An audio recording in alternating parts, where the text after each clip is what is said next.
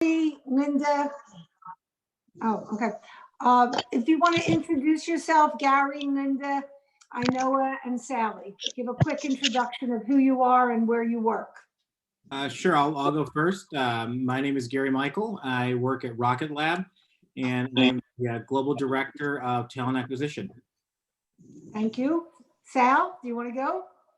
Yeah, hi, I'm Sally Campbell. I'm the technical recruiting manager at a Series B startup here in Los Angeles called Boulevard. What does Boulevard do? I should have asked that. Okay. Yeah, we have a platform for the salon and spa industry that helps manage the front of the house and back of the house. And we are also a payback. Okay. Gary, I'm going to go back to you. Can you just tell us in a sentence or two what Rocket Lab does so we know? Absolutely. We are a rocket company. We put rockets into space and we take customers' cube satellites into space. Wow. Okay. Linda and Inoa, are you guys there? Hi, I'm Dr. Linda Murray Thomas. I'm Senior Director of Global Quality Engineering for Universal Parks and Resorts. I oversee software application testing for all of the park, all the park applications except for attractions. Okay. And Inoa? Yeah, I'm Inoa. I'm an engineering manager at PayPal. Okay. I think we all know what PayPal is. Really? Okay. Let's start back with, I'll go with Sally. What skills do you see the most critical for 2022? Just want to interrupt real quickly. Do you want me to, you guys want to take over the screen? Do you want me to leave this slide up? We might as well take over the screen, yeah, because so we can all see each other. Thanks, Rick. Okay. All right, there you are, Sally. I see you. Hi. I think I think it really depends on what the company is and what your company is doing. So I think every industry is going to be different, but I think for anyone that's putting a product out there, we're always looking for a lot of product managers, people that can really understand and drive the direction of the product, and then software engineers, always software engineers. Yep, I would agree with that. Gary, what do you guys look for in Rocket Lab? What are your hot skills? You know, it's interesting you asked that question. I was thinking of my answer, and you know, we look for rocket scientists. So there's only a few in the country, and so we all kind of pull from the same companies. But I would say software engineer, software engineer, software engineer. That is your ticket into the front door. Yeah. It's interesting, you know, I've known Gary for a while, and I have a couple other friends who live down there. For those of you who don't realize it, down in Long Beach is a real hub of rocket scientists. I guess you could say one of the cornerstone companies is Virgin Orbit, but then all around it is Rocket Labs and Spin Launch and other companies. Gary, you probably know more names than I do. And it really is, from folks I know who work there, a real community that really is very, they help each other all the time. In fact, I heard, Gary, someone I know who works at Aerospace Corporation says, yeah, they're always stealing our people. Well, and it's interesting because you have Virgin Orbit, Rocket Lab, SpaceX just signed a lease, Blue Origin's coming to town, Relativity's there. Really within, I would say, 2 miles, you've got all these companies. And so from a recruiting perspective, yes, we're all trading candidates back and forth. And so right, when you go out to lunch, you're always kind of wondering who's talking to who and what's happening. So it really is a big space hub of engineers there. Yeah. So for those of you who are interested in that area, I mean, all of our folks who were on here are on LinkedIn. So you can find it. I told them all, Sally, Gary, Linda, Inoa, that, you know, they're free to recruit here tonight. So that's part of the benefit as a participant. Linda, what skills do you look for at Universal? Well, we're looking right now. I'll talk about what I'm looking for right now. Sure. For quality engineers, because we have all the software engineers. But when they, build something, you have to have a team ready to test. Of my team right now, we are looking for quality engineers, Okay. especially if they have any specialization in software testing and automation. Okay. From a skill set, right now with Universal, we're looking for a lot of mobile developers, because we're doing a lot of development with our mobile app. We're looking for Angular developers. We're looking for, we're even putting together our own boot camp. So if we get, if we get people who come in, who send in resumes that have gone through certain, boot camps for the various ones that, like I said, that LinkedIn or some of the other online companies are doing. They're offering these 6 to 20 week boot camps. So what we're doing in Universal for like those various technical skills that we can't find seasoned people, we're starting our own boot camp to bring in entry-level talent. Now with the entry-level talent, what we're looking for, we've sort of, how can I say this? A degree is important, but for some of the entry-level jobs, if you have the training, and if you're able to think, be analytical, and be able to problem solve and communicate. Yeah. Because there are a lot of, a lot of our technical talent, we can't, tell you how to think. You have to be able to be engaged in problem solving and be active in it, and also be innovative. Yeah. Because, and that's, sometimes somebody may have a technical degree or may have a degree, but they may not have the skills, the analytical skills, or the problem solving skills needed. But, from, like I said, going back to your original question, we're looking for Angular developers, more people that can develop in the mobile space, because everything within Park Technology, everything is geared towards you being able to use your mobile app to get whatever you need, to get whatever service product you need in the park. Anything from food, in certain mobile apps, you go ahead and you order your food wherever you are in the park. And then because of geo-tracking, we'll be able to find you and bring you your food. So, so we're looking for people who have that skill set. Now, talking about communities, within the entertainment community, we're constantly, especially in Orlando, we're constantly, taking from Disney. Or if we're in LA, it's you have like this triangle between people who Disney, Warner Brothers, and back to NBC. But NBC, Universal, we have the best culture. So yes. No, we do. I can attest to it, because I've worked for all of those companies. Okay. And NBC does have the best culture, and they do have the best culture for women. And if you're looking for a company that embraces diversity, equity, and inclusion, NBC is it. Yeah, good.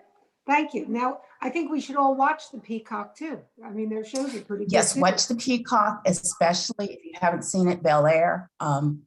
Bel-Air is a good show on Peacock. That's what I was going to say. Oh, good. Okay. So, I'll just wrap it up on the skill sets, just to say, for those who don't know, I'm an IT recruiter, and I've been for many years. And I will just tell you that the market for developers, for esthets, for business analysts, for project managers, for architects, it's across the board. The market is very solid. Most companies, I was going to say just in LA, but now everything is remote. So most companies across the country are looking for almost every level of IT talent. So we touched on some of this. I'll throw out, there's two things I want to cover before we move on to resumes and what piques your interest on a resume. How important are soft skills? How important are certifications? I know I see you shaking your head. So do you want to kick us off on the answer? Your thoughts on those two things, certifications and soft skills? Sure. In terms of soft skills, I personally believe they're extremely important. As an engineering manager, it is something that I look out for a lot. It is different depending on the level. As Linda said, when it comes to more junior engineers who are starting their career, I look out for a lot of curiosity, problem solving, just people who, even if they don't have a lot of experience or a lot of actual knowledge, that they're very growth driven and they want to learn and they're willing to work with others. And that is extremely, extremely important. Even if they were technically brilliant, if they're not a good team player, that's a bit of a killer for me. And when it comes to more senior engineers, it becomes even more important because I think the expectation is that a senior engineer will do great work, but they will also help level up everyone else on the team. If they are not willing to do that, then that would be a deal breaker for me during an interview. So I think soft skills, extremely important. Certificates, I personally don't think that those are as important. They're nice to have, but if you can prove that you can do the work, even if you don't have a certificate, that is not a deal breaker for me personally. Okay, thank you. Gary, do you want to chime in here on your thoughts on soft skills and certifications? You know, what? I certainly will, Carol, and that's a hard one for me in my heart, because we can look at an engineer and have everything on paper that is just sufficiently awesome and say, this person is great on paper, and they can come to the door and interview and we can't get an answer out of them. We can't get the articulation. We know that if we put you in front of a panel or an executive team, that you would not do very well. And so, but the question we often ask ourselves is, we're not hiring these folks necessarily to be presenters. We're not hiring them to necessarily want to be in that place. We're hiring them for their engineering skill set. Where we find that we have a problem sometimes is that great engineer, but not a great people manager. And so we have people leaving on the team. So what do? We catch ourselves again and again and again. And so I think that the soft skills to a certain point can outweigh your engineering skills and your background. And so we find ourselves having to ask a question before we want to promote someone or bring someone: are you going to be a good people manager? And so, and it's interesting, sometimes we use myself in these interviews and I'm like, I'm not an engineer, don't speak engineer, I can hire them all day long, talk to me about what you do and explain it to me. Right. And it's interesting that they can't do that. Gary, I have to jump in and tell you, I hear that all the time from clients. And, you know, when I call folks after an interview, how did a candidate do? And I hear it not only from developers, but people that I'm really surprised about, business analysts and project managers, who that is part of their craft, to be able to, you know, talk common sense, non-techie. And I hear from the interviewer, well, they really couldn't explain the project. They really couldn't explain what they do on the project. So for those of you listening in, I always tell people, write these answers down. You know, construct a Word document for yourself. You know what the commonly asked interview questions are. Construct a document so that when someone says to you, tell me the project, you have a good answer, you know, for a couple projects on your resume, and you're not like, well, you know, stumbling around. A Word document and practice it. So, Sally, what do you have to, what's your thoughts? Go ahead, I'm sorry, Gary. Oh, that's okay, Carol. We've started actually having our engineers prepare a 15-minute PowerPoint presentation on something they worked on in the past. Oh, okay. And what we find sometimes is that writing it out and being able to talk from the screen is a lot easier and helps guide them versus just doing a off-the-cuff kind of conversation. It's great. It's greatly important because you're going to interface with lots of people across the organization. I think from a standpoint, you know, having hiring managers who are engineers and engineers by trade and in their blood, sometimes we cross over in what we're looking for. And so we kind of laugh about it sometimes, but it's it's two different kinds of personalities, but being able to kind of bridge those two together, that can outweigh a decision if we're saying hire, no hire, quite frequently. Yep. Sally, do you want to jump in here on your thoughts? Because Sally, I mean, both Sally and Gary have very broad. They're at Boulevard and Rocket Lab right now, but they've been at many other companies, so they have the breadth of many industries. Sally, what's your thoughts on this? Are you muted, Sally? We can't hear you. I see your lips moving. Sorry, yeah. I was Okay. gonna say right now the trend really is moving to more competency-based interviewing and the STAR method. So one thing is, if anyone is going to interview, really look up what the STAR method is. And it's talking more about situations you found yourself. So it's really going to ask you, like, tell me a time when you encountered X, Y, Z. And then the interviewer is going to really drill down. So the outcome doesn't always have to be positive, but it's more how you handled it, how you engaged with like your stakeholders. And that's what we're really looking for. And at the end result, that's where we're going to find out of how you handle situations that are challenging and difficult. And I think that soft piece is sometimes more important. Like we tell people, like, don't hire people you want to go have a beer with, because you're going to only hire people that are just like you. Hire people, we need to have diverse people, so everybody has a different point of view, especially on a product company. So this is why it's more important for us to see how people handle themselves in situations versus, the tell me about yourself and, that type of interview. So definitely, if anyone's interviewing, study up on the STAR method. Okay, no, I don't know that. I will look it up. Thanks, Sal. Linda, anything you want to add, or should I know Linda, I know Linda's going to, I want to ask you about certifications, because Linda's one of the most educated people I know. And I know for many years. So I know Linda's going to be I assume, Lynn, you're probably very pro certifications and so on, or okay. I'm definitely pro certifications.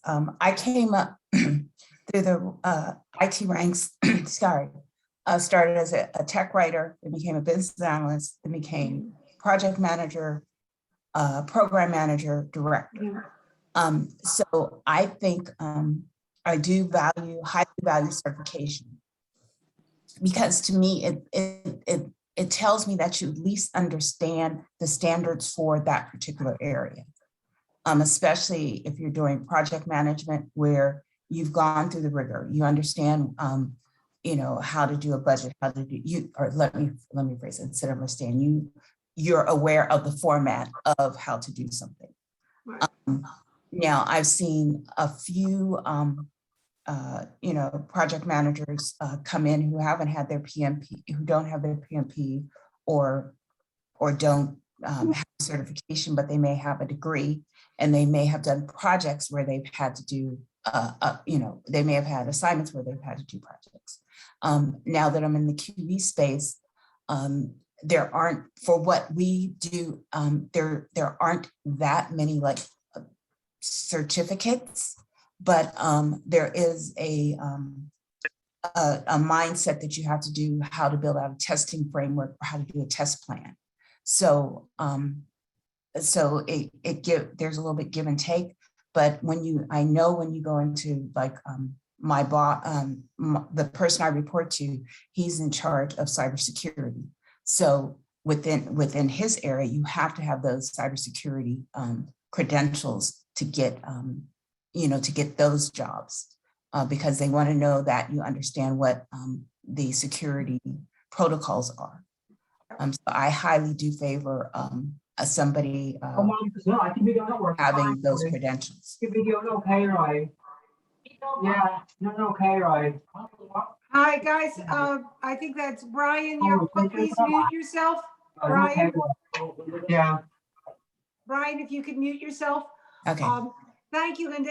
One thing I will say is, in the security area and also in the networking area, I do find that there is a strong preference for folks having certifications. Those are two areas that it seems to be very key. Yeah, because we will, go to our go to the various hackathons and those type of events, looking for talent. And again, it goes back to, do you understand? Do you know what the standard is? Are you familiar with the format? And especially in cybersecurity, especially with NBC and with Universal, if you do not have the certificates or credentials within the cybersecurity area, my boss, he won't even look at you. Right. Yeah, they're really important. By the way, guys, I'll just make a note. If you want to check the chat, Sally and Gary and all, they've put their contact info in there. So for those of you who are interested. I just also saw in the chat a question from Arpana Suresh, who I know for many years. Hi, Arpana.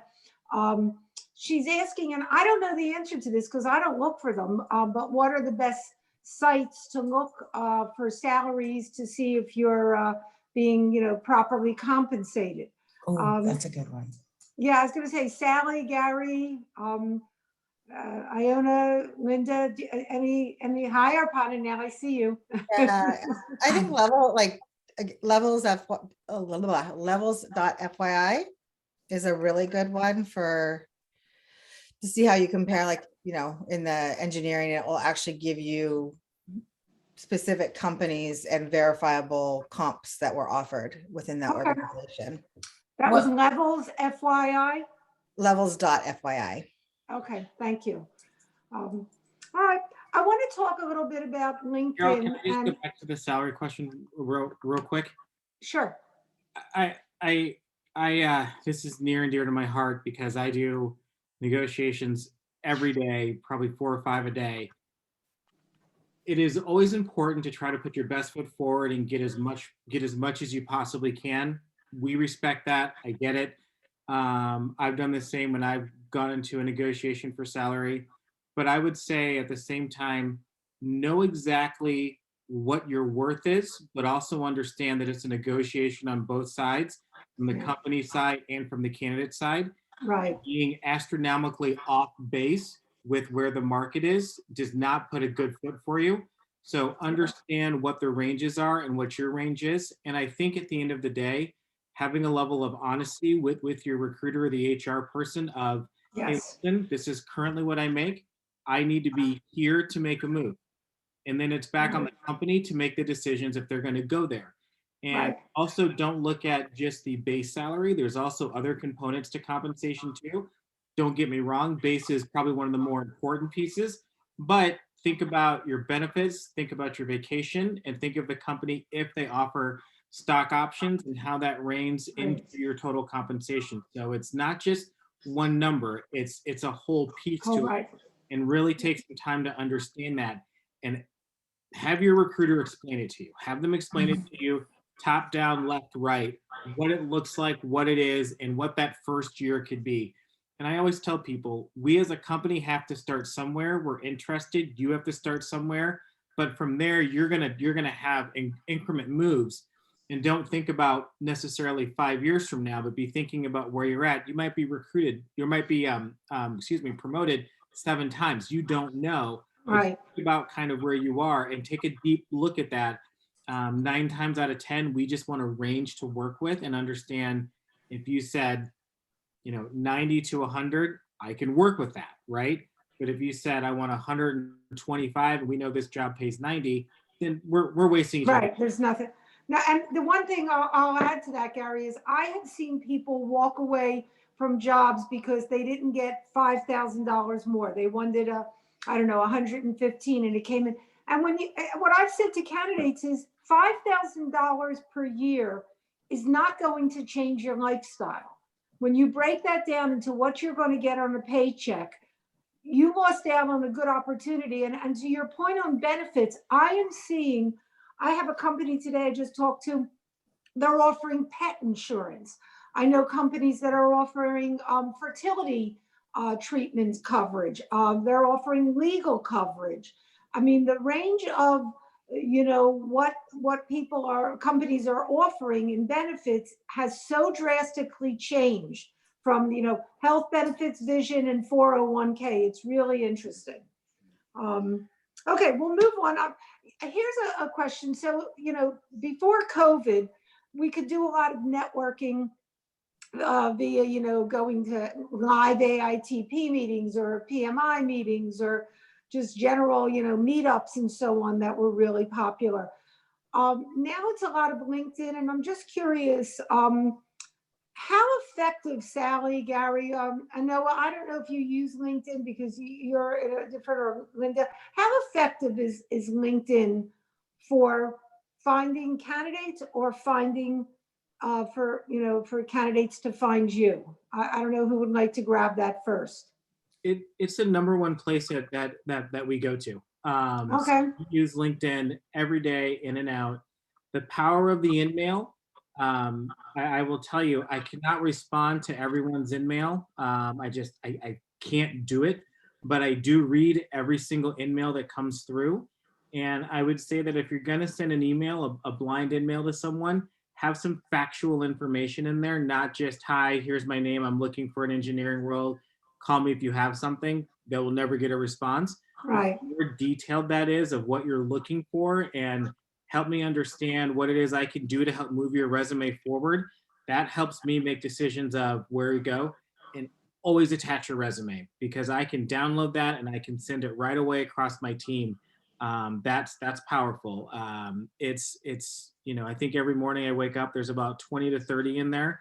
You just can't respond back to everyone, but it's powerful. It's worth it. But make sure it's very detailed, so I know where to go, what to do, and I know that there's a chance if I send your resume, I'm going to be able to get you something successful, versus just blindly saying I'm interested in opportunities. Right. Sally, do you want to speak to that? I mean, I probably have the opposite. I feel like LinkedIn is kind of turning into that shrinking violet for senior level software engineers. They're pulling themselves out of the running. They don't want to be contacted. So, I tell my recruiting team, you need to go where software engineers live. You need to go to, there's Slack groups where they're asking questions to, Yes. you need to integrate yourself with them, become one of them, and talk their language. This isn't like, hey, this is us, come talk to us because we're great. It's, you really have to prove yourself as a recruiter to get software engineers. No, I couldn't agree with you more. In fact, it's interesting. Most software engineers will not answer your emails, will not answer your voicemails. Maybe you'll get lucky and they'll text you back. But if you're a software engineer, your voicemail is filled with people calling you all the time. So that's interesting. So let's move on a little bit to reading resumes. I want to go across all four, though. And I Noah has said her resumes come to her through something internal at PayPal/Honey. But I'm just curious, Gary and Linda, Sally, and I know maybe you have some insight on this. Two questions. How many resumes do you get each day? And how long do you actually take to look at a resume?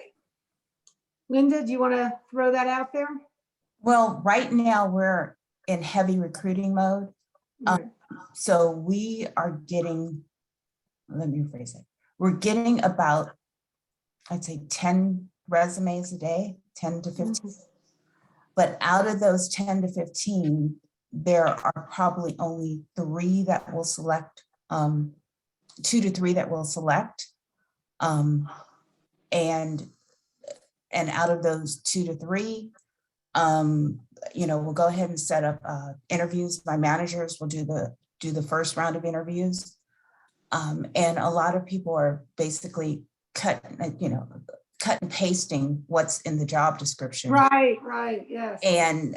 And then when we go to those situational questions about testing, about building out a framework, about especially when we get into automation, tell us how you do this, tell us how you build this. Some people will be able to rattle it off like they say their name, and then others you find out they don't know it. So again, that's about how many resumes we get. And then I did do a posting on LinkedIn to say we're looking for quality engineers. And I got inundated, and I probably will never do that again. But we're just trying to get there. But what I am going to do on March 23rd, and I believe this is going to be, it'll be happening, I want to say in Orange County or Long Beach, it's south of me. I will be attending the NSBE conference, and the NSBE conference is the National Society of Black Engineer Conference, to look for quality engineers or look for software engineers who may have, you know, everybody knows somebody. So that's a good place to recruit, and especially if you're trying to build, that's a place where I'm going to go and look for talent.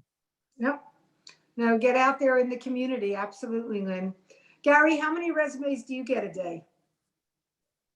You know, I would say somewhere between 5, 10, 15, depending on the position. Okay. Engineering resumes are pretty low. Manufacturing resumes are pretty high. So it just depends, but anywhere between that 5, 10, 15 range. And how long do you spend looking at each resume? And my point with this question is, sometimes people send very long resumes or very intense cover letters. And, you know, I recently had a candidate who had a 7-page resume. You didn't even get to his experience till page 3. I mean, to me, that was just a waste. So I'm just curious, how long do you spend looking at those 10 to 15 resumes you get, Gar, to cull the several that you'll connect with? 15 to 30 seconds. Yeah. And I'm probably multitasking while I'm doing it. So it's funny. I'm looking for a global director of quality engineering right now. And I think 15 to 20 people applied on LinkedIn. And literally this morning I had my coffee and I was scrolling through. And if I don't see it in that first section, chances are I'm not scrolling down. If I'm scrolling down, I'm interested. And I'm really looking at your job titles and kind of those first 1 or 2 bullet points, and that's it. And there, I'm shoving it to the team, saying, you know, here you go, here you go, here you go. So it's difficult. I frequently get the question about, you know, how does my resume stand out? And this is tried and true. Keywords of what you're doing and keywords that are action item words go a long way. I don't need to understand your entire job. I just want to know what you're doing, and I need to know what you're looking for. That helps me make decisions. Your job title says a lot. And I think also your time at that job too. Were you there 6 months, a year, 5 years? And was it a contract or a full-time? That's also important too. Yeah. No. And when the resumes get really long, it sort of shows us, not sort of, it definitely shows us that you're not able to concisely, you know, accomplish things. So when I get a resume that's that long, I'm thinking to myself, well, do you really get tasks done or do you get lost in them? Because I've seen resumes of folks who have 20 years experience and it's a beautiful 2-page resume because they know how to put it together. Sally, how many do you get a day and how long do you spend? Not nearly enough. But I think my job more is going out there and finding the candidates. And I have actually coached, especially my engineering team and my engineering managers, to not even require a resume. Like we, you know, right now in the market is so hot. Like I am not going to take the time. If I've got a good candidate that I'm talking to that I met in some offshoot group, I'm not going to wait to get their resume, because their resume will tell me that they're just going to start looking elsewhere. But I will just get my engineering manager on the phone with somebody and give them my debrief on the candidate. But when I do get incoming resumes, I spend maybe, same as Gary said, 10 seconds if I don't see it. But sometimes I drill in 30, 40 seconds, but it's not a lot. Yeah. I think it's also years of experience and a trained eye. When Exactly. I first started, it took me a lot longer, and I would definitely look at things differently. So Sally, I'm curious, when you say, you don't care if you see the resume, what are you going off of? Their LinkedIn profile or just a LinkedIn profile, or if we find somebody, we have our backend technology is not widely used. It's growing, but it's Elixir. And, like if I'm in an Elixir forum, I will talk to somebody. if they are going to get engaged with me, I just learn about them, find out what they've been doing, their side projects, where they've been working, you know, what level they are. And then I'll send that information to one of my engineering managers and be like, go get on a call with this person. Okay, Hey, Sally, thank you. Sally, I have a question for you. Mhm. Tell me this, Elixir, what is that? It's a backend software language. A lot of companies are starting to adopt it. It's just very versatile and very powerful. So it's a functional programming language. Is it AI? Is it AI geared? Because I know we're seeing a lot of AI type resume sorters. Now you've gone software. above my pay grade. I don't believe that it is, Okay. but but you see like Okay. Pinterest and a lot of new companies are adopting it. Okay. I know, I don't know. I don't want to put you on the spot. Do you want to add anything here, or is this something, you know, that you don't really deal with? I don't have to filter the resumes. The resumes have already been filtered by the time I get them, and it's right before the interview. What I would say is I usually read them very quickly and get a couple of points I will ask the candidate about. And my biggest advice is not to lie or exaggerate in the resumes. Absolutely. This is incredibly obvious once you get to the interview. Right. I've had people who've said, you know, I build a system and then I ask them something really quite basic about how they build it, and they, you know, they scramble and then they say that someone else built it and they sort of build a little bit on top of it. That is a huge no in my mind. So just be honest, talk Absolutely. about what you did, Yeah. but don't exaggerate it. Yeah. No, I completely agree with you. So, Yeah, because I get that a lot when we ask, you know, people say, yes, I've built automation scripts to test mobile apps. And then we ask them, well, how did, you know, tell us about the app, and then tell us the steps that you took to do that. And then that's where, like, some people, like, it'll come off their tongue like their name. Other people, they're like, and they have to think about it. So right. You know, Gary and Sally, I'll ask you real quick, because I think this is more your end of the world. What job boards, if people want to put their resumes on any job boards, are there any specific ones you go to for certain skill sets, or are they more generic, you know, Indeed or what? Generic on my end. We're LinkedIn, Indeed. That's about it. Okay. We have an aggregator in our Yeah. yes, that it shoots out. And I would say the majority that they shoot to, we don't get much feedback from. We've got some diversity sites, and we've got some engineering sites. We don't get much from there. 99% is going to come from LinkedIn, Indeed, or just applies to our website of someone who's already in the aerospace world. Okay.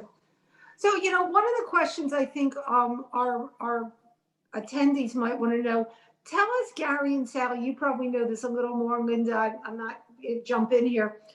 When a candidate submits a resume to a company website, to the career section of a company website, can you tell us, because most candidates know that's a black hole, you know, you have like maybe a 1% chance of getting a response. What goes on behind the scenes that you can share that might help them to get a view, you know, or get a call back or whatever, and so on? I would say be qualified for the job. I mean, like, don't overshoot. Don't apply for a CTO position if you've been a network engineer for 5 years, you know, Right. Because those are going to get disqualified. I will tell you that, you know, I'm a huge believer that we reject and disposition, which means they get it may be an automated reply, but the candidates, if they're qualified, they come through. You know, we've done things, and we did this at Fox as well. We scrub numbers of years of experience. We use gender decoder because a lot of women don't apply to jobs if they don't make everything. So we're really washing down our jobs to be as minimalistic as possible. So we do capture a lot of people that may not be qualified for what we're looking for, but we want to make sure that we're being as inclusive as we possibly can. Okay, good. Arpana just posted a question I'll throw out. Should you turn on, and I'll give you my answer too, Arpana. Should you turn on, what does it say, open to, what is it called? Open to recruiters. Does it make a difference? I will just tell you this, if you're in a full-time job or even a long-term contract, when it says open to recruiters, you better hope that your manager does not see that. That's a real danger. But Gary, Sally, do you, when it says open to recruiters, I mean, is that a jump out to you? No. Gary says no. Okay. And I'll tell you why, Carol. Any recruiter, if you look good, I'm reaching out to you regardless. Okay. So if you're open or not open, I don't care. I'm reaching out. Okay. There's even, and this market is so crazy that if you've been in a job for a month, I probably won't touch, but a month plus, I'm still going to reach out because maybe it's not going well. Maybe you moved, maybe this, maybe that. I don't know the story, but I want to get the opportunity to get the story. Right. So therefore, I'm reaching out. I have no shame in my game. I completely agree with you, Gary, and I'll throw something else in there. You may not be interested, but your best friend or you're the guy who sits next to you, whatever. And most companies do have a referral policy. Sometimes it's not for external, but whatever. I know like iSpace, if you refer a candidate to us, we will pay you a referral fee if we place them, and it's fairly generous. So I agree with you, Gary. It's connecting with people. You never know what I call where the next link in the chain is going to be. So Sally, would you say it's fair to say open to recruiters or what? I think it's fair. I mean, my button is usually open just because I want to know what's out there, and I like talking to other recruiters and see what other companies are doing in their interview process. But it will say when you do a LinkedIn search, if I do something that pulls back 10,000 results, like the first results that are going to be on my results list are going to be people that are open to work. Yeah. Okay. So it does, if you're a job seeker, it does help. Your company is probably not even looking at your resume, and the chance that they find you, slim to none. You can always You say, think so? I don't know. I don't know if I'd be a little nervous about that, but you I never don't know. know, I'm not Sally. going to get fired if mine says open to work. I don't think any company's firing their No, employees. you're not that's talking open to right. work right now. So Maybe you'll get I a raise. keep mine open Yeah. because, I want the phone call. Right. At this point, I want to know what's going on. I want to see what's in the market. And I don't know that anybody has time to start going through everyone's individual profile and see. It's kind of like back in the, I'm going to date myself here, in the early 2000s when you had your resume on Monster or on Career Builder and your employer would see it and it would be a big deal.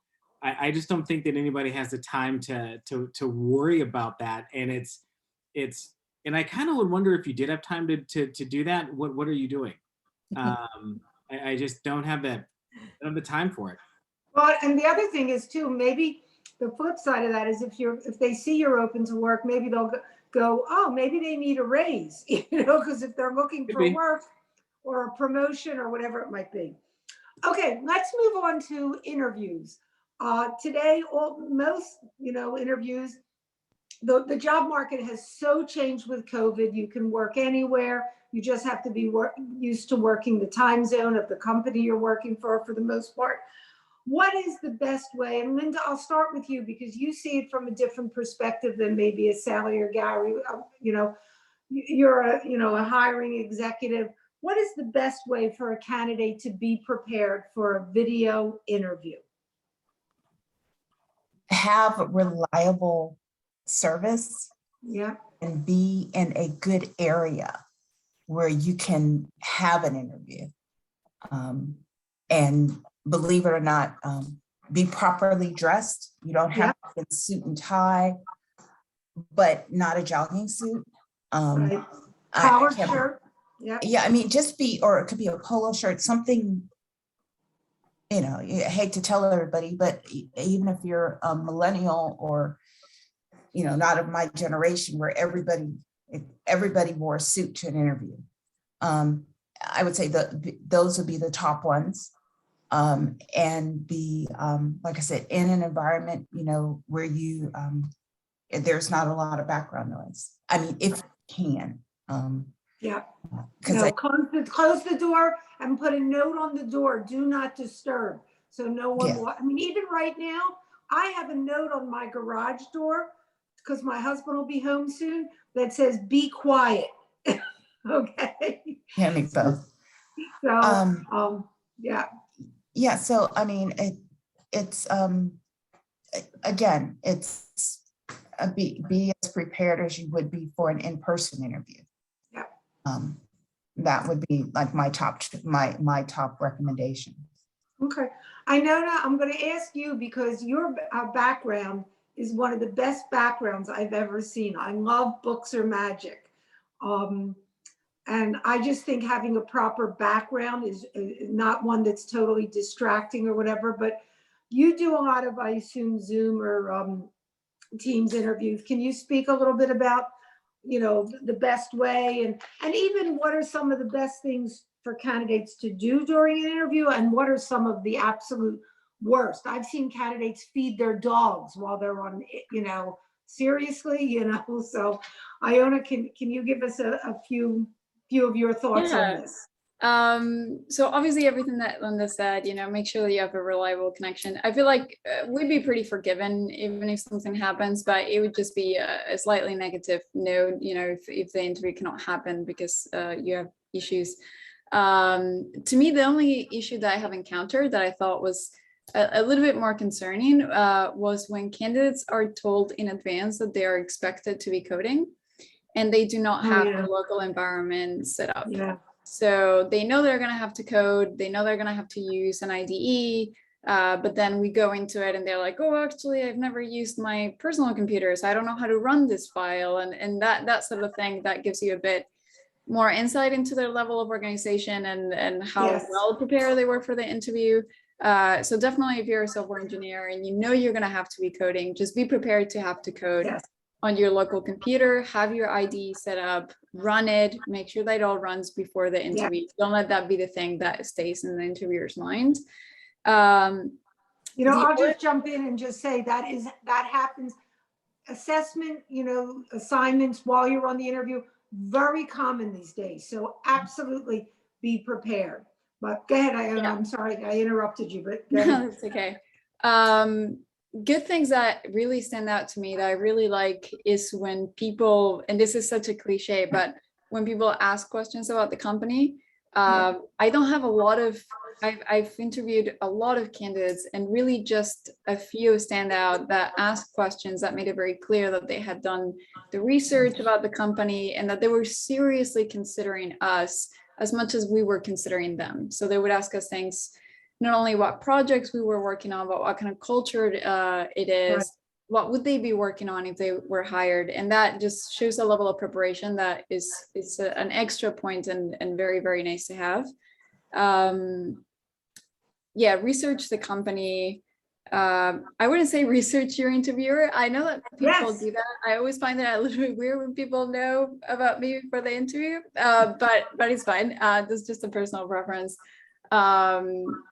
But yeah, research the company, research the role that you're going to be working at, and of course, we prepare for the technical questions, which are the most scary bits. Yeah. You made a really good point, Iona, that even as an external recruiter, when I talk to people about potential jobs, and I always ask them, what questions can I answer for you? And when I get the answer, oh no, you covered everything. To me, that shows you're not really a thinking candidate. There is no way that I could have covered everything. And a smart person always is curious, has questions about the company, about the position. What is it that you like best about PayPal? What's the tough? I mean, I'm amazed when people don't have questions, and that tells me a lot about you. So go ahead. The last thing that I would mention is we usually ask questions about what they're working on currently. And it is a very nice to have when they give you answers that are both technical, but also show an understanding of the product and the business reasons behind it. Because we're looking for software engineers that are not just, code this and they go and do it, but they don't really think about what they're doing. We're hoping for people who are really involved and who understand the mission. And who follow through. So yeah, be prepared to explain what you're doing, not only technically, but also the business behind it. Gary, do you want to give us your thoughts on the best and worst tips for, video interviews? Yeah, I would say, obviously be prepared, be in a good space. And if there's external things happening in your house or in your space, like if your dogs or whatever it might be, I think it's always okay and respectful if you mention that on the front end. Yeah. Hey, I have 2 dogs. They might start scratching on the door, or you might hear them. I'm sorry, I can't control them. It's a work from home environment. And I think we've all been there. We all understand Yes. that there's interruptions. And I think you can turn that into a positive, and you're like, okay, cool, I get it. Not a problem. And I think, Yeah. everything else you guys hit on. But be prepared just as if you're walking into the office. Clean shirt, ironed, ready to go. Be early. Don't come in late. Be in that web call 5 minutes early and make sure you're there and ready to go. And I agree. I forgot who said it with the backgrounds. Make sure that you have a non-confusing background, because people are going to see it. And they're going to be looking like, what is that? What is going on? So, and it can be distracting. So, have it done, have it taken care of. Yeah, I agree. Sally, anything you'd like to add? I mean, to just add to everything, be authentic, be yourself. In this market, you want people to hire you for who you are. Don't try to be someone you're not. And then I always tell people, like, take a breath. If somebody asks you a question, take a breath, think about your answer. Like, this isn't who answers the question the fastest. This isn't a game show. Yeah. And, and I always say to the interviewers as well, remember, like, these candidates have interview fatigue. They're tired of repeating themselves. Like, make sure that you're not asking a candidate the same question that, the previous person asked. So, it's a two-way street. And Yeah. I think if everybody is genuine and takes a minute to get to know each other, we're all going to be in a better space. Yeah. And I'll just throw in the last thing. Remember the advice your mother always told you: sit up straight and smile, because you want to come across just what Sally just said, a genuine, authentic, like, hey, I used to say the lunch factor, but now we don't do lunch together. But you want to be that person that, like, yeah, I'd like to have them sitting next to me and we can run out and get lunch together or a cup of coffee, whatever. But yeah, just be yourself, because just what Sally just said, it's a two-way street. Remember, especially in this market, you're interviewing the company as much as they're interviewing you. It's a two-way. So, okay. What type of, what my personal feeling is, when you open up questions to candidates on the first interview, or even maybe the second, until it's brought up, you shouldn't discuss salary. Sell yourself, let them know that, you're interested. But what are some of the questions candidates should not ask on an interview? Are there anything? I mean, I know for me, it's don't bring up salary too early. Don't bring up, I have candidates right away want to know, well, what are the benefits? Well, are you interviewing for the benefits, or are you interviewing for a job that you're really going to like, Are there any questions you would say steer away from? Linda, have you had anyone, or Iona, ask questions that it's like makes you step back and go, really? Did you just ask that? And one question that came up was, how soon would I be able to go on vacation? Yes. Yeah. And I'm a huge believer in going on vacation. But to have that out the gate, benefits is benefits is a dicey question, because right now, with some of the candidates that I'm interviewing, especially a few that are, believe it or not, contractors or whatever, they don't have medical benefits, so that is important to them. So it's like, benefits is a dicey one, but more along the lines of the perks. They want to know the perks of the job. And especially the big thing I get is, will I be able to get free tickets to Universal? Right. So because we work at a theme park. So it's just some of the and in one interview, and I'll never forget this, one of the gentlemen, he was qualified on paper, but he was more interested in trying to get his foot in the door through the text so that he could get, so he could sell a script that he was writing. So one of the questions he asked was, how often do you see celebrities, or what celebrities do you see, or things of that nature. I'm like, why do you want to know about what celebrities, or will Steven Spielberg be here or something? Because again, I do work, my office is in Universal Hollywood and City Walk. So that one of the inside perks is you do get to see a lot of celebrities. Now, seeing celebrities and interacting with celebrities are two different things. Right. Yeah. Thank you. I'm going to open it up to questions. I think. Carol? Yes, Gar, go ahead. Can I go back and just talk to you about Absolutely. your question, Yeah. quick about what not to ask? Please. I take a little bit of a different spin on it. And I think that anything and everything is on the table. It's about how you ask the question though, right? Okay. And for me, as an example, if I were to ask about benefits, I would say, hey, listen, I don't want to waste your time. Benefits are really important to me. I just had a brand new son. So I want to make sure that the benefits would be in line with what my wife and I are experiencing in our life. Or I have a vacation plan to somewhere that's a lifelong trip, and I'm going to need 2 weeks off, maybe a month or maybe 2 months into the role. Is that going to be a problem? Is that going to be okay? I think the compensation question, you should wait for the recruiter to bring it up. But if nobody wants to waste any time, so if you're going through the process and it's your first interview, you can ask. And I think that's okay to say, hey, listen, I've got a couple of other interviews happening right now. I'm curious, what's the compensation range for the role? Just to make sure I'm respectful of your time. Coming out hot, as I say, and saying, what's a job pay or what's your range? No, that doesn't work. Right. Excellent point, Gar. It's all wordsmithing. About it. Yes. And how you ask the question goes a long way. And I have Correct. no problem answering someone's questions, all about how they're going to ask it, because I can get an understanding of who you are. And I like that because you're prepared and you're thinking 2 steps ahead of where we are. I'm okay with that. Yeah, thank you for bringing that up, Gary. You're right. It's all in the wordsmithing of how you ask the question. Absolutely. Sally, anything you want to add before we move on? I think Gary said it best, and it's how you ask the question and be very transparent. I've had situations where people just assume they'll get a sign-on bonus to cover a retention bonus that they're walking away from.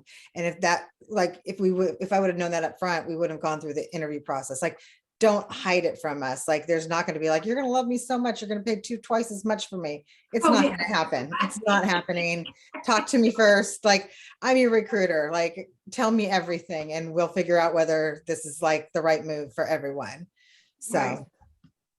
Okay.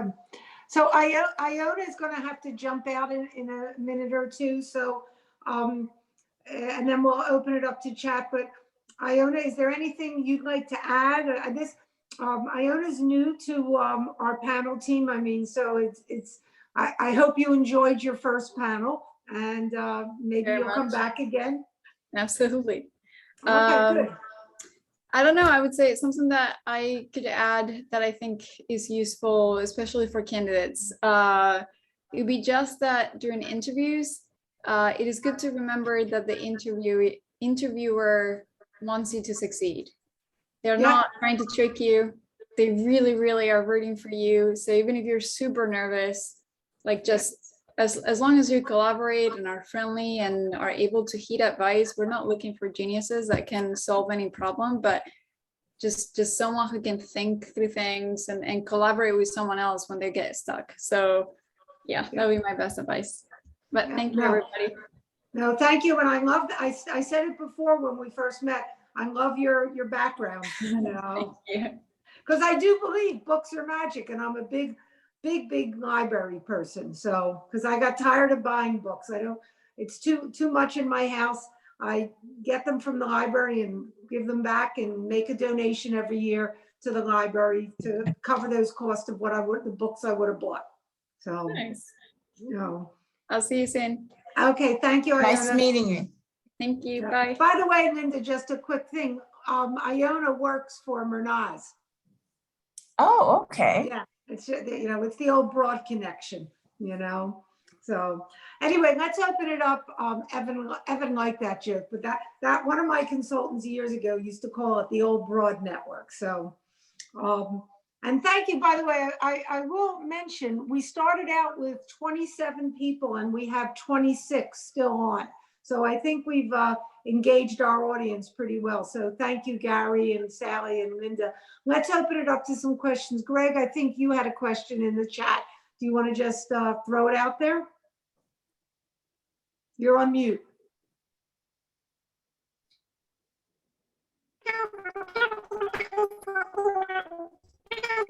Hey, Greg, however you're talking, it's really jumbled and you sound like Minnie Mouse. No, it's not working. Let me read your question so that we can do it. It's not working. Greg's question is, how likely are you to consider a remote candidate versus one that could commute to the office? Does your company have plans on returning to the office post-COVID? I'll say a quick thing and just say, I am hearing it from most companies that some companies are going totally remote and some companies are doing hybrid, where they want you to come in a couple days a week. And I'm hearing the same from candidates. Some candidates want to be totally remote and some candidates say, you know, I want to see people. I want to really get dressed a couple days a week. So anyway, Gary, do you want to talk about what Rocket Lab is doing, and then we'll go through Sally? Okay. I am so COVID burnt out because I get this question multiple times a day.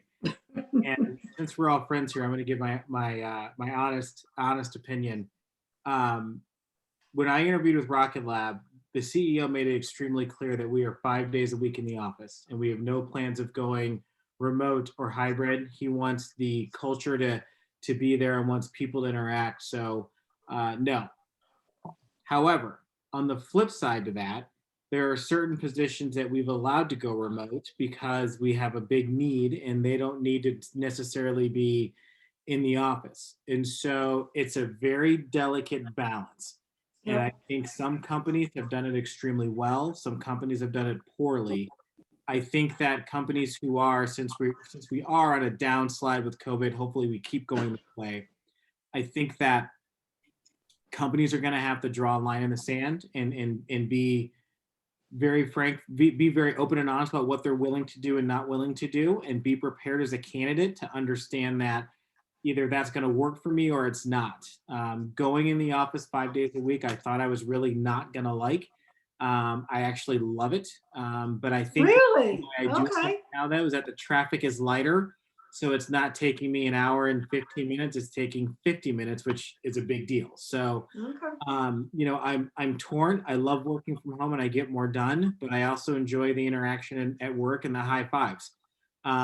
Every company is going to be different, but I would be very careful to understand that if it's not written in your offer letter, don't take it as the law. Good point. Policy could change quickly. It could be the end of summer and now it's everyone's back in the office no matter what. So be very cautious about that. And if it is remote or hybrid, make sure you have it in writing. Yeah. Linda, what's NBC doing? What's their policy? Well, our for parks, what we're doing is our return to office date was Tuesday. And what was expected of us is to be in the office 2 days a week. And those days are flexible, meaning it's not you have to be in at 8 and leave at 5 or whatever the normal, work hours were. It's two days a week, flexible hours. Cool. You have some positions that are remote, and that'll depend on the job. And one of the things that happened during COVID is we had several key people move. Yes. Move, and they said they're not moving back out of house. Yep. Good point. So separate negotiations on those. But as far as remote work, it depends on the skill set. It depends on the skill set and it depends on the job requirement. If the job requirement is you have to be boots on the ground because you have to test, physically test with turnstiles in the park or things of that nature, you can't do that remote. You have to be, you have to be in the park. So again, remote, flexible, but again, that's for parks. For other areas of NBC, it's back in the office 5 days a week. Wow, okay. Sally, what are you seeing? Because you have a whole different perspective because you're a startup environment. So We are a What- remote first company. We don't even actually have office space. So, so we hire all throughout the country, even in Europe, via like remote.com. So we don't care where you live as long as you can do the job and you're excited about the product. Okay. But coming from Fox, I can tell you like Fox was, certain teams struggled, but I think within technology, most managers went remote first or all remote. There is the opportunity to hotel a desk space if you want to come into the office, but you might come in and your team might not even be there. So Right. Yeah. they took the same model like during the pandemic, hired where the talent was versus Right. based on geography. I'm seeing both. As I said, I am seeing both, companies saying remote's fine, or some companies, like for instance, I work a lot with PennyMac. They have 3 really huge hub cities. So their thing is, for a lot of the positions, they want you near one of their hub cities. Arpan is asking in the chat, how long does the interview process take? I mean, I can just say in general, it varies company to company. Was that your whole question, Arpana, or what else was embedded in that? What kinds of interviews are there? I mean, traditionally, there used to be a phone screen followed by an in-person interview with a hiring manager, and at the most, one more with perhaps the team and the hiring manager's manager. Is that still standard, or have things changed?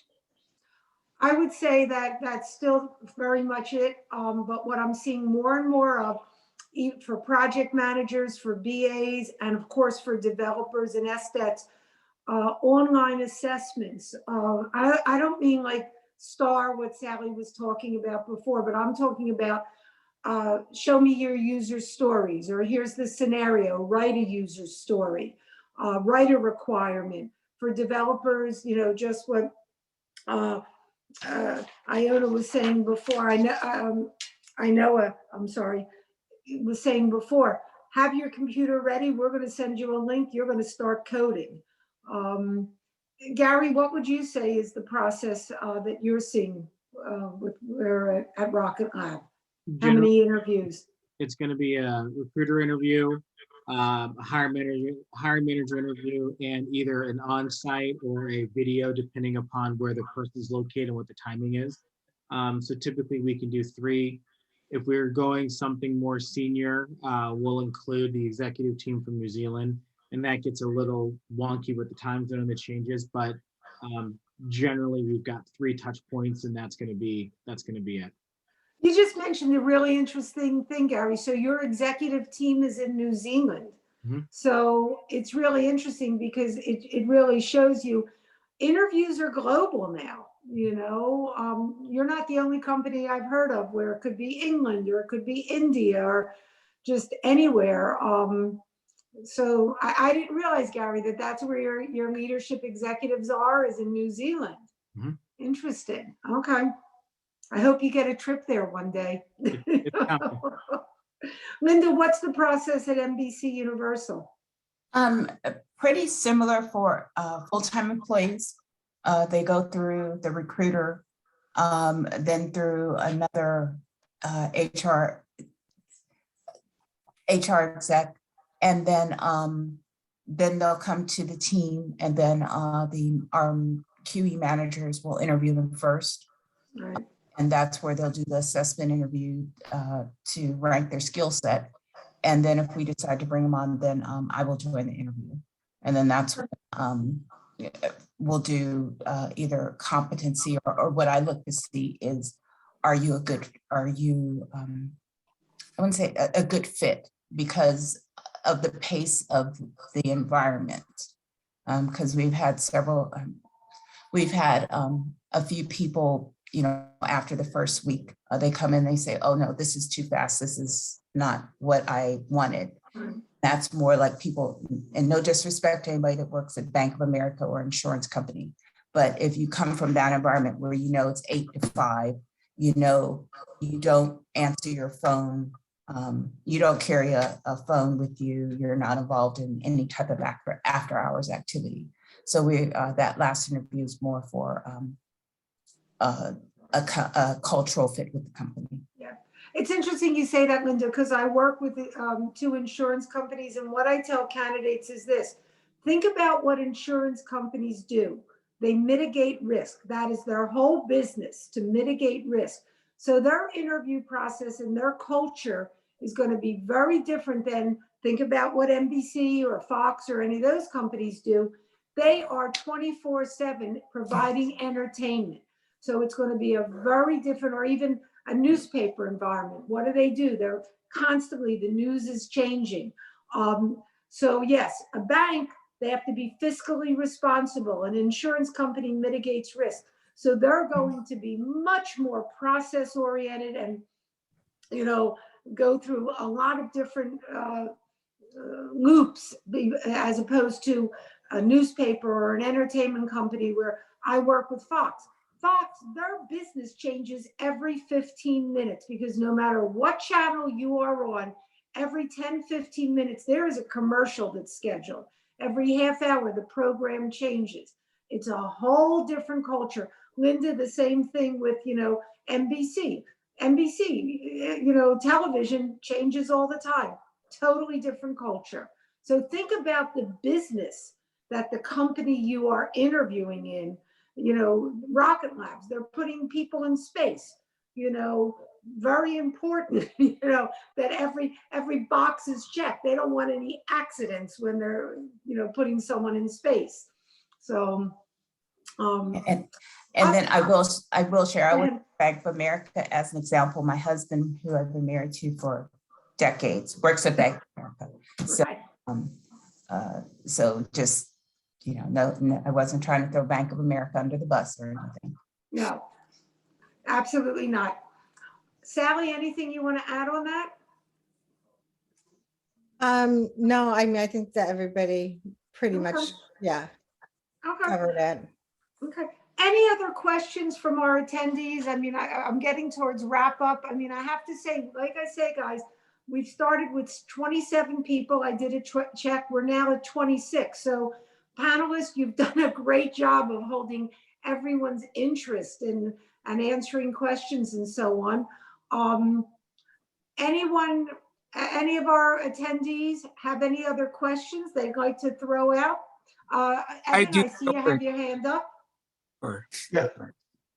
Gary, you were mentioning during conversation that you're having issues with people not negotiating carefully, not looking at all the options. What kind of responses are you getting? Kind of like, if I don't get this money, I'm not going to do this, as opposed to say, hey, could you give me more vacation? Could you give me stock options? Could you give me flexible hours? Is that what they're not willing to do? No, it's been more of everyone knows the market is hot, and everyone knows that it's just, it's a candidate's market. So what we're finding is that candidates are asking for way over what's market, right? So if someone is making, as an example, 120, 125, they're asking for 150. Yeah. And I'm saying, no, we're not paying 150. This job right now, for the level that you are and the year's experience you have, we're going to pay X amount, which I think is more than what you're getting paid today. But that is our offer, and we're done. And I think when we cut the negotiation piece off, and it's very clear that this is a good offer, I'm not going any further. And I had a candidate just the other day say, so that's it? And I go, that's it. It's your choice. It's your choice from here on out. And he kind of ticked me off a little bit. And I said, here's the deal. You make the choice from here on out. It is up to you, but I'm done.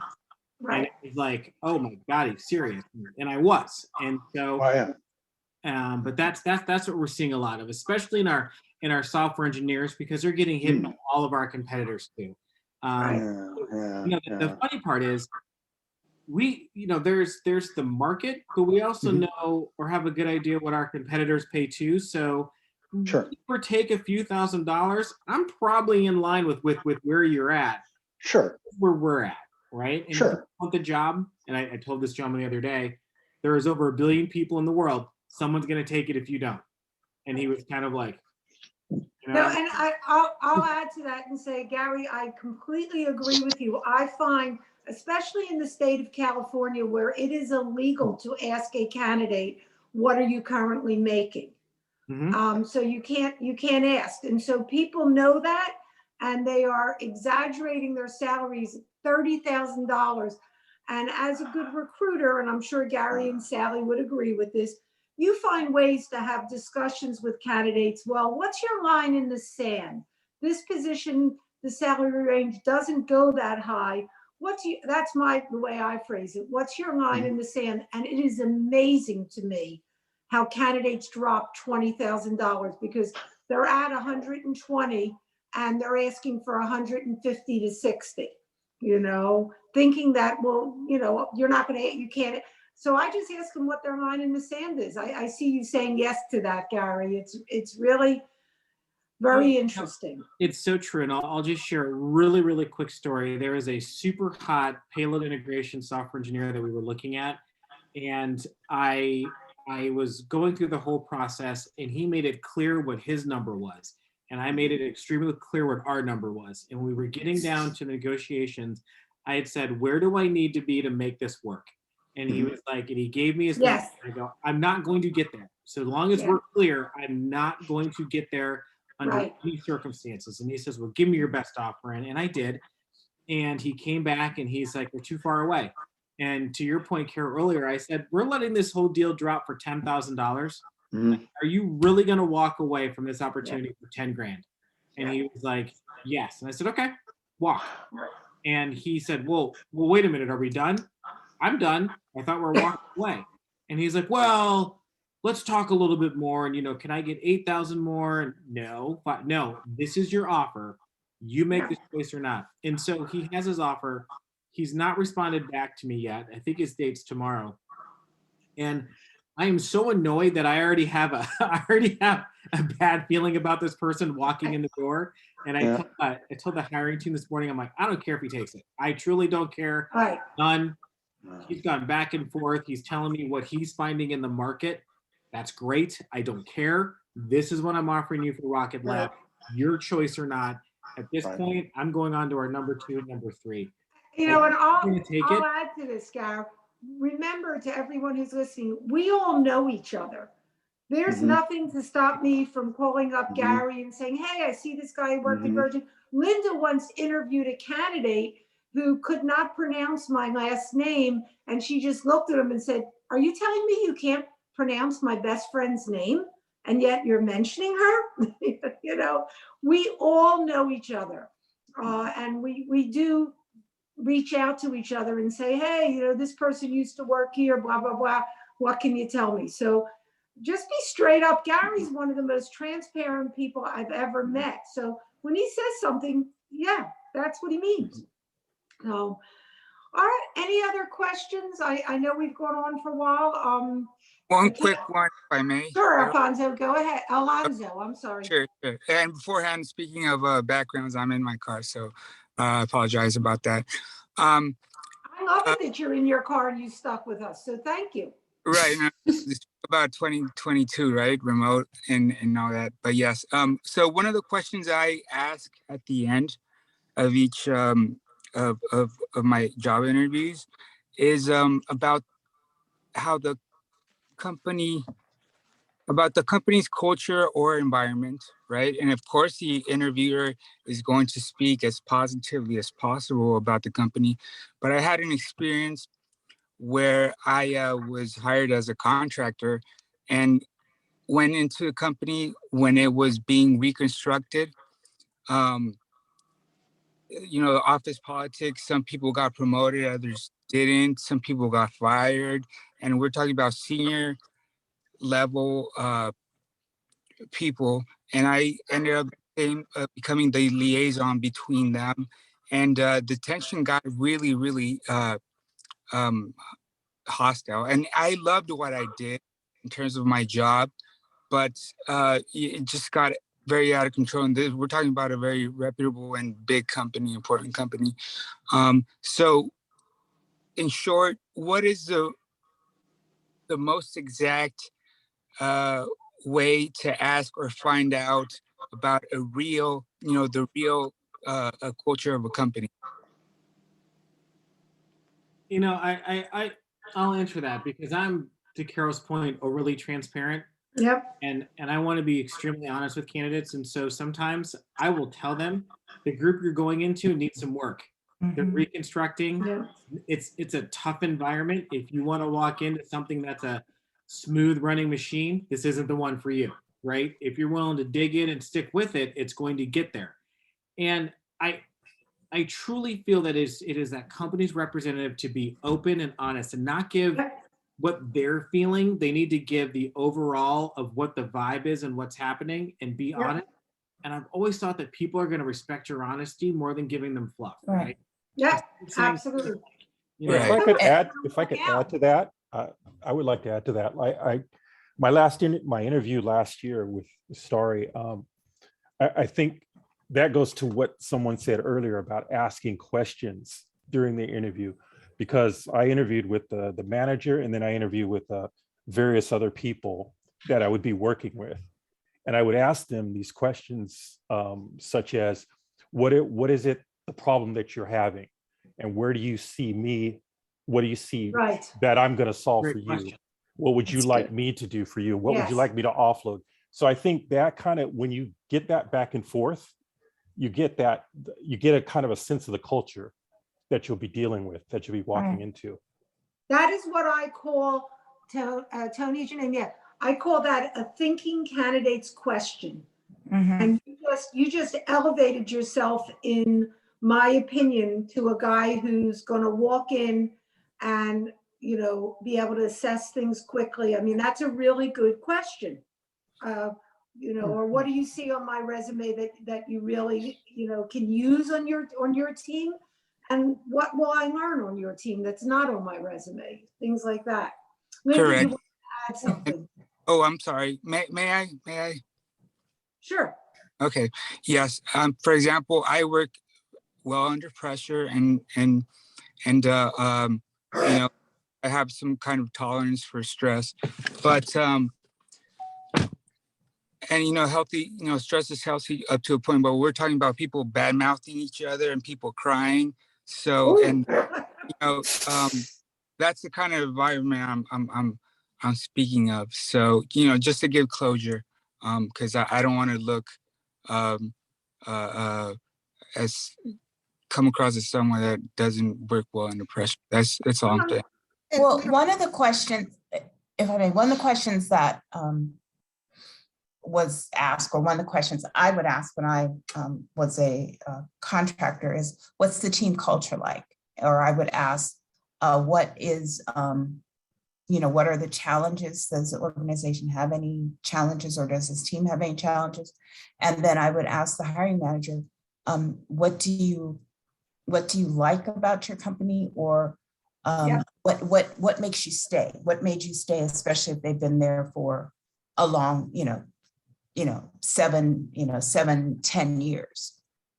Especially, again, it goes back to, like, with Disney with 10 years is very short. So if I saw anybody there that was over 7 to 10 years, I'd say, what do you like about the culture? What's making you stay? And then over at NBC, where I'm in parks, you'll see people who've been there 20, 30, 40 years. So again, what makes you stay? Why do you stay with this company instead of, or have you ever thought about leaving or something like that? But there are ways you could ask about the culture of the company and what you're walking into. Okay. Sally, did you want to add something? I think another way you can also ask the question is, whatever values are important to you, ask the person you're talking to, like, what does work-life balance mean to you? What does it look like? Yeah. And so if that's your manager and they go, well, I take my one vacation a year, and you're like, like I want at least 3 or 4. So we're not aligned, like balance, we have two different topics of balance or ideas of what balance is. So, ask them, what is a good culture? Don't ask them about their culture, because they'll tell you what they want you to hear sometimes, because sometimes people don't even want to believe that they're in a toxic environment, even though they're trying to work on it and they're fixing it.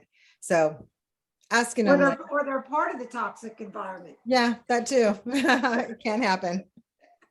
I also add it to say, when I've done these kind of interviews, I ask people like, what's your direction of the company? Where do you see the company going? How do you see me helping you? And I had this company come back with some very strange answers, like, we don't have a direction, or, yeah, we think you were doing this. I'm like, that's not really project managers do. So I don't really know what you want from me. Can you give me better? We're going to work that out as you come in. So my recruiter pushed me to this gig. I took it, and 5 weeks later I was out. I mean, it just disintegrated around me. As myself and another project manager who I teamed up with, we tried to set a direction for the company. We're like, no, they don't want that. They're just kind of a chaotic mess. We're going to let them do their thing. And you know what? That's on them. It's not on me. I asked the right questions. And when people tell you or believe it when they tell you the first time, this one guy who I was interviewing with, the VP, goes, I just came out of doing a 22-hour day. And I'm like, you did what?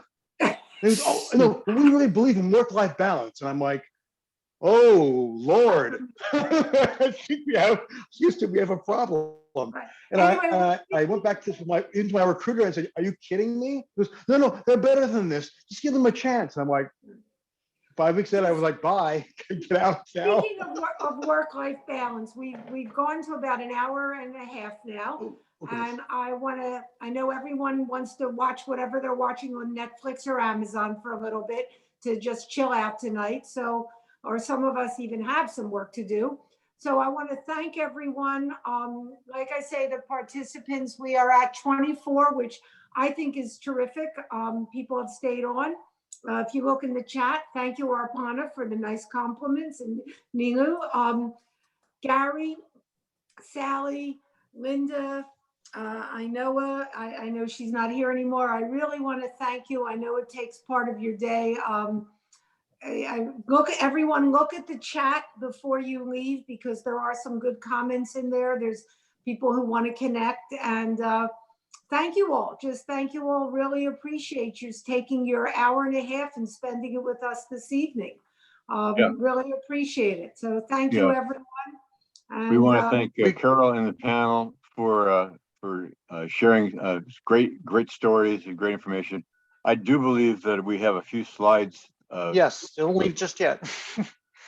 We want to wrap things up officially. Okay, well, look at the chat, because there's a lot of good things I see people putting in the chat.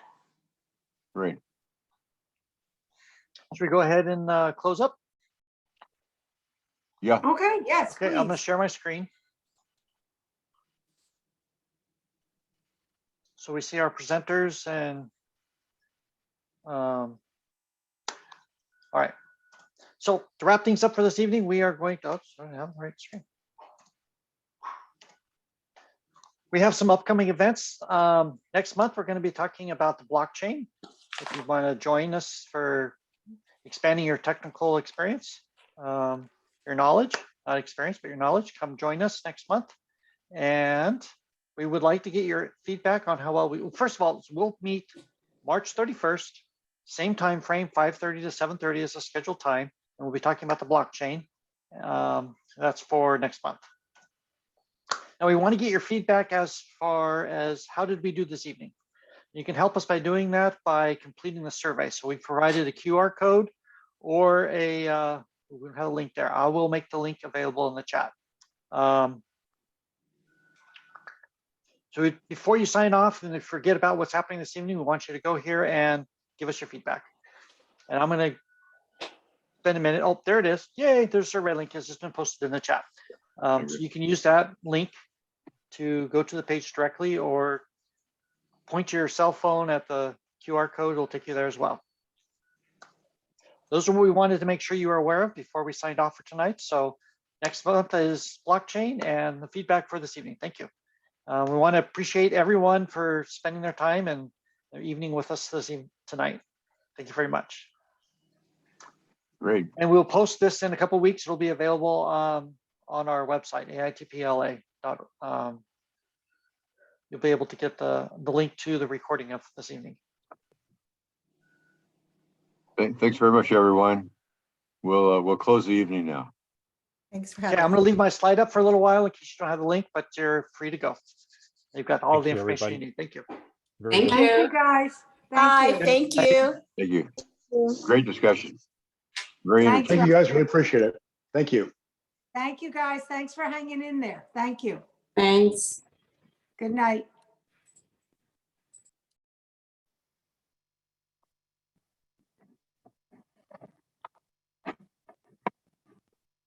Okay. I'm going to close the event. Oh, Greg. I'd like to arrange a meeting sometime soon between you and Myself, and, Rick, for the wild and, apricot. yeah, Brian Cormier. Oh, Brian, to, yeah, Brian, yes, and Greg. Yeah, and then I want to arrange a meeting, Rick, with you and Brian as well, because he's really good technically, and I want for him to be able to provide some support as well. And Greg, I know we've talked about it, and I'm sure you'll be glad to have a backup. A helper and a backup, yeah. However you want to work it out, but I think we do need to. I've been promising for 2 months to set up these meetings, and I haven't done it. So if you're available, then we'll definitely plan it over the next week or so. Okay. So for Greg, was it like knowledge of how to access the WordPress site? Yeah, for Greg, it's the WordPress site, yeah, Correct. and Then I'll transition knowledge about the wild apricot too. So yeah, okay, just make sure. See, the WordPress is even though Ryan, when we converted to WordPress, wrote a manual, there's a lot of things that Greg does that aren't in the manual. So we don't have any documentation. And I don't know, I wouldn't have the faintest idea how to do it. And so, we'd like to do that. And I don't know whether you've done any documentation, Greg, of what you're doing, but that would be good. We'd like to get it captured. And yeah, you came, for some reason, your microphone came through. You sounded like a mouse. It was real high pitched. You're really distorted. Yeah, you just distorted. It still is. Yeah, you're Minnie Mouse. You got a high voice, and we can't understand anything. Crazy. Yeah. All right. Just to let you know. Okay. Thanks, everyone. We'll talk to you soon. I'll close the meeting.